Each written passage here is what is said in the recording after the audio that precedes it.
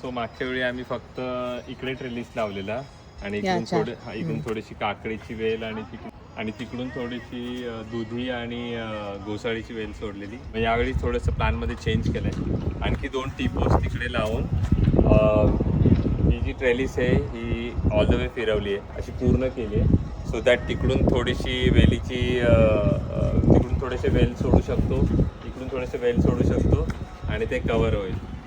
So let's बघूया आपण की सो लास्ट इयर पहिलीच वेळ होती, त्यामध्ये थोड्या चुका झाल्या आणि त्याच्यातून थोडंसं एक्सपिरियन्स आला. सो यावेळेस जरा थोडंसं आणखी करतो आहे. सो यावेळेस तो एक्सपिरियन्स कामाला येईल.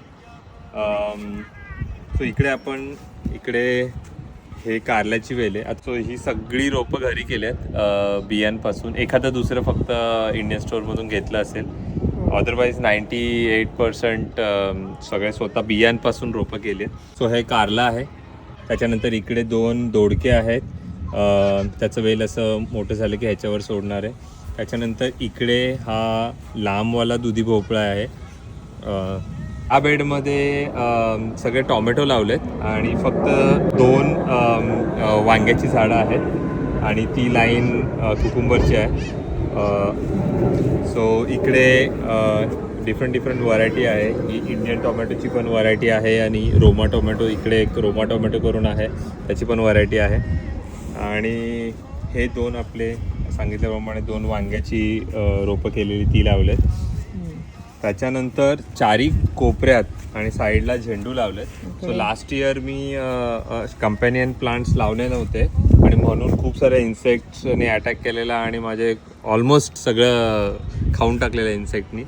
सो यावेळेस ते कळाल्यामुळे सगळे कंपॅनियन प्लांट लावलेत, झेंडू आणि बेसिल. सो त्याच्यामुळे इन्सेक्ट्स कमी प्रमाणात होतात. त्याच्यानंतर आणि ही इकडे काकडीची लाईन लावले आणि थोडीशी मोठी झाली की ही अशी रशी लावून वर सोडतो. त्याच्यानंतर हे थोडं ॲडिशनल ठेवलं तिकडे, याला मूव्ह करायचं आहे. पण हे 2 आहेत ते पर्पलवालं वांग्याची आहेत.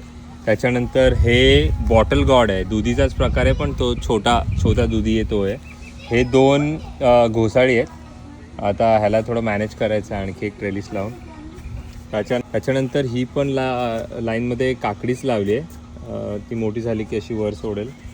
हा बेड पूर्ण मिरचीचा केला आहे. ह्याच्यामध्ये आपली इंडियन मिरची, इकडची अमेरिकनची मिरची, त्याच्यानंतर इंडियनची भाजीची मिरची असते जी मोठी, ती पण लावली. सो हे सगळं तेच आहे. इकडे पण कंपॅनियन प्लांट्स लावलेत, झेंडू आणि बेसिल.